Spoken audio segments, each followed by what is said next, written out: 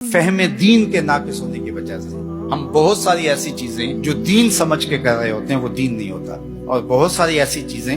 جن کو ہم لادینی سمجھ کے ترک کر رہے ہوتے ہیں وہ لادینی نہیں ہوتی، وہ عین دین ہوتا ہے۔ تو اس حوالے سے ہمیں علماء کی صحبت میں بیٹھ کر دین کو اس کی اصلی صورت میں اور اصلی شکل میں سمجھنا پڑے گا۔ اللہ کے محبوب علیہ السلام کی خدمت میں 3 طرح کے لوگ آئے حضور کے زواج کے پاس آ کے، انہوں نے حضور کی زندگی کے بارے میں، نمازوں کے بارے میں، روزوں کے بارے، شب خیزیوں کے بارے میں پوچھا۔ تو ازواج مطہرات نے بیان کیا، انہوں نے کہا حضور علیہ السلام کے تصدق سے تو حضور کی امت کے اگلے پچھلے گناہوں کو معاف کر دیا گیا، تو ہم تو اس درجے پہ نہیں پہنچ سکتے۔ لہٰذا ایک نے کہا کہ میں ساری رات عبادت کروں گا، سوؤں گا نہیں، اور ایک نے کہا کہ میں ہمیشہ روزہ رکھوں گا، اور ایک نے کہا کہ میں کبھی بھی شادی نہیں کروں گا، نکاح نہیں کروں گا، اور تجرد کی زندگی گزاروں۔ جب وہ فیصلہ کر کے نکلے اور اللہ کے محبوب تک بات پہنچی تو حضور نے ان کو بلایا اور فرمایا کہ تمہاری یہ باتیں مجھے پہنچی، لیکن سنو، اما واللہ انی لاخشاکم للہ واتقاکم لہ، فرمایا کہ میں تم سے زیادہ اللہ سے ڈرنے والا ہوں اور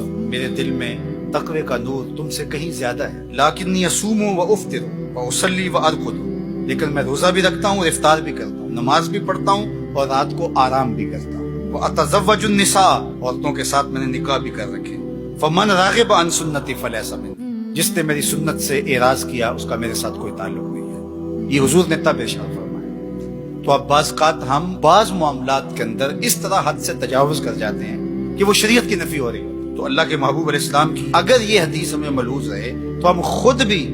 اعتدال کے راستے سے نہیں اتریں گے، اور ایسا شخص جو اعتدال کے راستے سے اترا ہوا ہمارے نزدیک وہ معتبر اور اللہ کا ولی بھی نہیں ہوگا۔ کتنے ایسے لوگ کہ جن کا فہم دین تو ناقص ہے ہی ہے،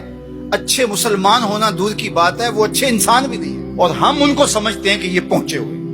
اور ان کے ارد گرد لوگوں کا ہجوم اور لوگوں کی کثرت ہوتی ہے، تو یہ ہمارا فہم دین ناقص ہے کہ ایسے لوگ بھی اس مارکیٹ میں چل جاتے ہیں۔ دین کو پوری طرح سے اختیار کرنا ہوگا۔ آپ اعتدال کی راہ پہ گامزن ہوں گے تو پھر ہر ایک کا حق ادا کر رہے ہوں گے۔ ماں اپنی جگہ پہ ہوگی، بیوی اپنی جگہ پہ ہوگی، دوست اپنی جگہ پہ ہوں گے، والدین اپنی جگہ پہ ہوں گے، آپ دنیا داری کے معاملات کو بھی نپٹا رہے ہوں گے، لے کے چل رہے ہوں گے، اور دین کے فرائض واجبات اور سنن مستحبات بھی آپ سے نہیں چھوٹ رہے ہوں گے۔ سارا نظام ساتھ چل رہا ہوگا، نہ یہ ہے کہ ایک جہت چلے تو دوسری جہت کو ترک کر دیا جائے۔ اپنی زندگی کو 2 رویا لے کر کے چلو گے، حسنات دنیا بھی تمہیں نصیب ہوں گی اور حسنات آخرت بھی تمہاری جھولی میں ڈال دی جائیں گی۔ تو دین کامل، اکمل اور مکمل نظام کا نام ہے۔